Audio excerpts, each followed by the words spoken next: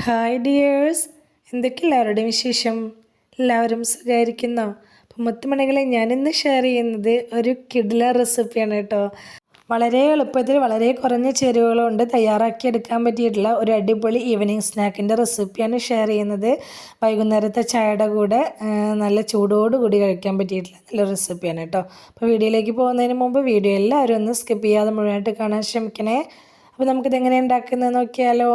അതിനായിട്ട് ഞാൻ ഈ ഒരു ഐറ്റമാണ് എടുത്തിട്ടുള്ളത്. കപ്പ, ഞങ്ങളുടെ ഇവിടെ കൊള്ളി എന്നൊക്കെ പറയും.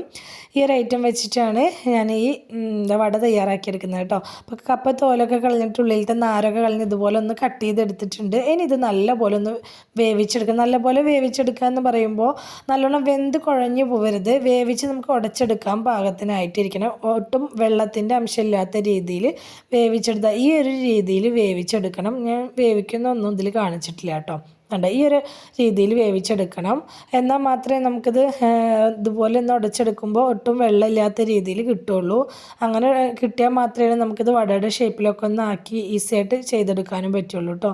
ഇതുപോലെ ഒരു പൊട്ടറ്റോ സ്മാഷറോ അല്ലെങ്കിൽ ഗ്ലാസ്സോ സ്റ്റീലിൻ്റെ ഗ്ലാസ്സോ ഒക്കെ ഉപയോഗിച്ചിട്ട് നല്ലപോലെ ഒന്ന് കട്ടകളൊന്നും ഇല്ലാതെ ഒന്ന് ഉടച്ചെടുക്കണം.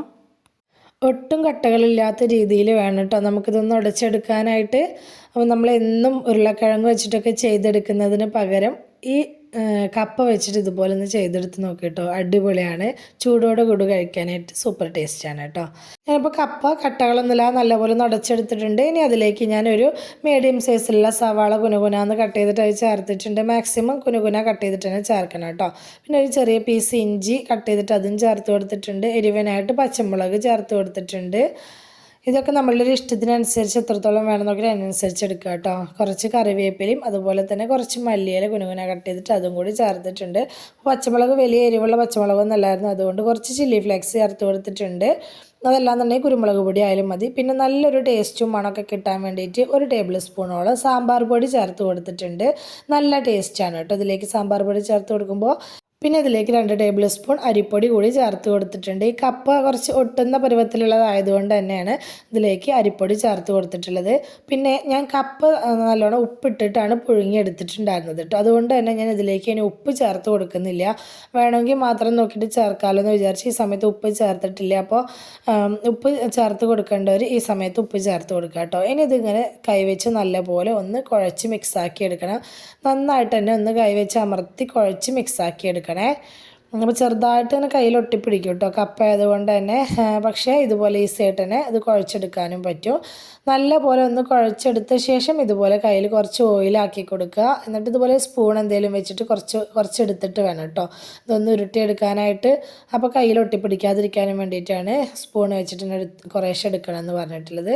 നല്ലപോലെ കയ്യിൽ വെച്ചിട്ട് ഒന്ന് ഉരുട്ടി കൊടുക്കുക.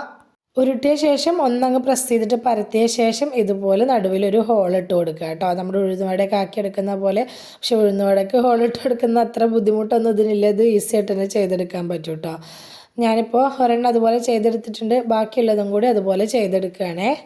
പിന്നെ സബ്സ്ക്രൈബ് ചെയ്യാതെ കാണുന്ന നമ്മുടെ പുതിയ കൂട്ടുകാർ ആരെങ്കിലും വീഡിയോ കാണുന്നവരുണ്ടെങ്കിൽ പ്ലീസ് ഒന്ന് സബ്സ്ക്രൈബ് ചെയ്ത് സപ്പോർട്ട് ചെയ്യണേ.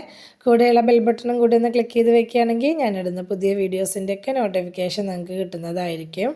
അപ്പോൾ നമ്മുടെ ചാനലിൽ നല്ല അടിപൊളി സ്നാക്സിൻ്റെയും ബ്രേക്ക്ഫാസ്റ്റിൻ്റെയും ഒക്കെ റെസിപ്പീസ് ഞാൻ പോസ്റ്റ് ചെയ്തിട്ടുണ്ട്. അപ്പോൾ താല്പര്യമുള്ളവർ അതുകൂടി ഒന്ന് കയറി നോക്കി സപ്പോർട്ട് ചെയ്യണേ. അപ്പം ഞാനിതപ്പോൾ വട മുഴുവനായിട്ട് ഇവിടെ ചെയ്തെടുത്തിട്ടുണ്ട്. ഇനി നമുക്കിത് നല്ല ചൂടായ എണ്ണയിലിട്ടിട്ട് ഒന്ന് ഫ്രൈ ചെയ്തെടുത്താൽ മതി. അതിനായിട്ട് ഞാനിവിടെ എണ്ണ ചൂടാവാനായിട്ട് വെച്ചിട്ടുണ്ടായിരുന്നു. നല്ലോണം ചൂടായിട്ടുള്ള എണ്ണയിലേക്ക് വേണം നമ്മൾ ഈ വട ഓരോന്ന് ഇട്ട് കൊടുക്കാനായിട്ട്. വട ഇട്ട് കൊടുക്കൽ കഴിഞ്ഞിട്ടുണ്ടെങ്കിലും നമ്മൾ ഫ്ലെയിം കുറച്ച് വെക്കരുത്. ഫ്ലെയിം നല്ല പോലെ തന്നെ കൂട്ടി വെച്ചിട്ട് വേണം ഈ വട ഒന്ന് ഫ്രൈ ചെയ്തെടുക്കാനായിട്ട്. ഒരു സൈഡ് കുറച്ച് ആയിന്ന് തോന്നുമ്പോൾ തിരിച്ചിട്ട് കൊടുക്കുക. എന്നിട്ട് ആ സൈഡും ആയിന്ന് തോന്നുമ്പോൾ വീണ്ടും തിരിച്ചിട്ട് കൊടുക്കുക. അങ്ങനെ തിരിച്ചും മറിച്ചും ഇട്ട് കൊടുത്തിട്ട് നമുക്കിത് നല്ലൊരു ബ്രൗൺ കളർ ആവുന്നത് വരെ ഒന്ന് തിരിച്ചും മറിച്ചൊക്കെ ഇട്ട് കൊടുത്തിട്ട് ഫ്രൈ ചെയ്തെടുക്കുക. എന്നും ഒരേ രീതിയിലുള്ള ചായക്കടികളൊക്കെ തയ്യാറാക്കുന്നതിന് പകരം ഇടയിലൊക്കെ ഒന്ന് ഇതുപോലെ ഡിഫറെൻ്റായിട്ട് ഇതുപോലെ നമ്മൾ ഉരുളക്കിഴങ്ങ് വെച്ചിട്ടാണല്ലോ കൂടുതലും ഇതുപോലത്തെ സ്നാക്സൊക്കെ തയ്യാറാക്കി എടുക്കാറില്ല. ചിക്കൻ, മുട്ട, ഉരുളക്കിഴങ്ങൊക്കെ വെച്ചിട്ട്.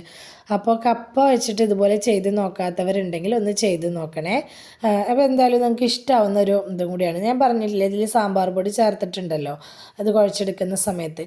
സാമ്പാർ പൊടി ചേർത്ത് കൊടുക്കുന്ന സമയത്ത് നല്ലൊരു ടേസ്റ്റായിട്ട് നമ്മൾ ഹോട്ടലിലൊക്കെ പോയിട്ടുണ്ടെങ്കിൽ നമ്മൾ ഉഴുന്നുവടയൊക്കെ തരുന്ന സമയത്ത് നല്ലൊരു സാമ്പാറിൻ്റെ ഒക്കെ ഒരു മണം ഇതിന് കിട്ടുന്നുണ്ടല്ലോ. അപ്പോൾ ചില ആളുകൾ ഉഴുന്നുവട ഉണ്ടാക്കുമ്പോഴും സാമ്പാർ പൊടി ചേർത്തിട്ട് ഉണ്ടാക്കുക കേട്ടോ. അപ്പോൾ ആ രീതിയിൽ ട്രൈ ആക്കാത്തവരുണ്ടെങ്കിൽ ഒന്ന് ട്രൈ ചെയ്ത് നോക്കണേ.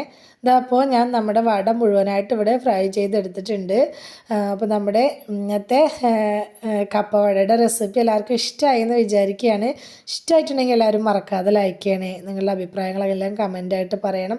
റെസിപ്പി ഇഷ്ടമായിട്ടുണ്ടെങ്കിൽ അത് നിങ്ങൾക്ക് ഉപകാരപ്പെട്ടു എന്ന് തോന്നുന്നുണ്ടെങ്കിൽ നിങ്ങളുടെ ഫ്രണ്ട്സിനോ ഫാമിലിക്കോ ഒക്കെ ഒന്ന് ഷെയർ ചെയ്ത് കൊടുക്കുക കൂടി വേണേ. ഇതുവരെ കൂടെ ഒന്ന് സപ്പോർട്ട് ചെയ്തിട്ടുള്ള എൻ്റെ എല്ലാ മുത്തമണികൾക്കും ഒരുപാട് നന്ദി. എന്നാൽ ശരി, സിമ്പിൾ ആൻഡ് ടേസ്റ്റി റെസിപ്പിയുമായി ഞാൻ വീണ്ടും വരാം. ബൈ.